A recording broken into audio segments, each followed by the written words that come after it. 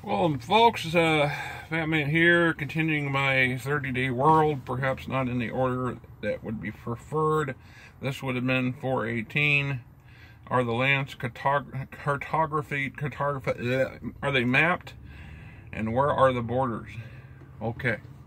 As I've established that in Stellar Frontiers, the House Lord is constantly expanding his or her borders. She settles a planet, then begins exploring the regions around them. Automatically, as far as the Imperium is concerned, all star systems within 6 jumps or 6 light years of the established house capital is territory controlled by the house. The way to expand those borders is to officially settle additional colonies on other planets.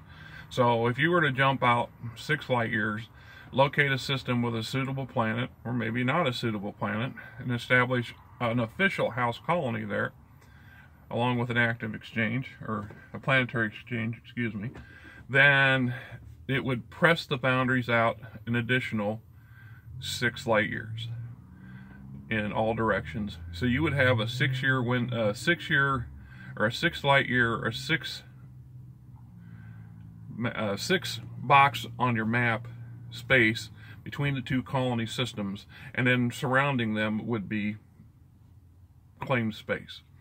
Now, that's not to say that that space cannot be contested from somebody else if you bump up against somebody else's region. Ideally, if you are playing with another player or other players, or in some sort of collaboration of building up your particular game world, if you will, and you come up against another house's borders, then your expansion ends at their borders.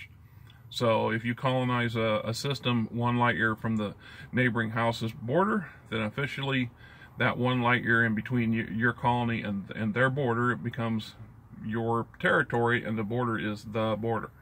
After that, it's a matter of contest.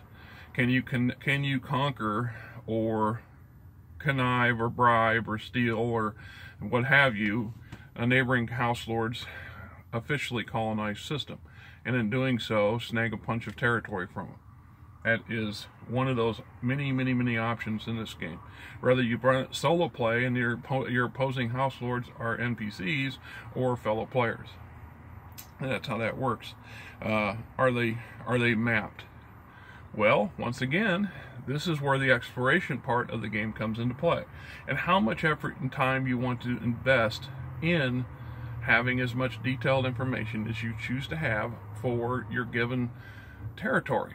That includes planets, moons, the systems themselves, and the surrounding space. Now, the way we break this stuff down would be, when you enter a solar system, once you've established that it's safe to enter, it's not a hazard, then you have established a sensor sweep of 10% of that system. And you can do an additional 9 exploration rolls. Rather, it takes you 9 cycles, takes your one ship 9 cycles and a refill to do, or you use a combination of tricks and technology that's available to you over time to speed that up. At some point, you're going to have 100% of that solar system explored. Within that solar system, you're going to have potentially numerous planets and moons and asteroid belts and so on and so forth. You do not have to explore an asteroid belt if you don't choose to. There's not really unless you're looking for moonlets or something like that, there's not really a point to it. The full-on planets are like the system. It takes 10 exploration rolls to generally explore the planet. And then there's additional finds that can always be found at later dates. You can always be exploring a given system or a given planet, looking for new things that you missed the first time around. And the moons are much smaller. Moonlets are smaller than that, and by the rules of the game, they are quartered. So if you explore a moon surface, you're going to explore 25% of the moon at a time, and you're going to have fewer things to find because it's a smaller surface. But that's not to say that over time you won't have further discoveries, because if the same moon or planet has an atmosphere, even if it's an exotic atmosphere that's non-breathable, the potential for finding plants and, what I call flora and fauna on the planet, and exotic materials and exotic minerals and things like that are still there.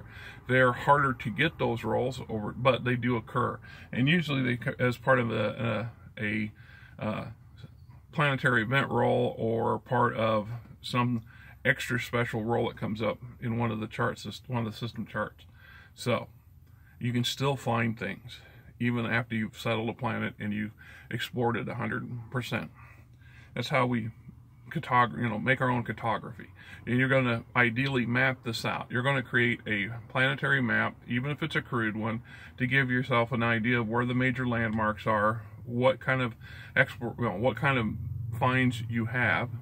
Whether your map is a physical map or it is a digital map, such as a text-based explanation of the things I found, kind of thing, doesn't matter. So I think that answers that question.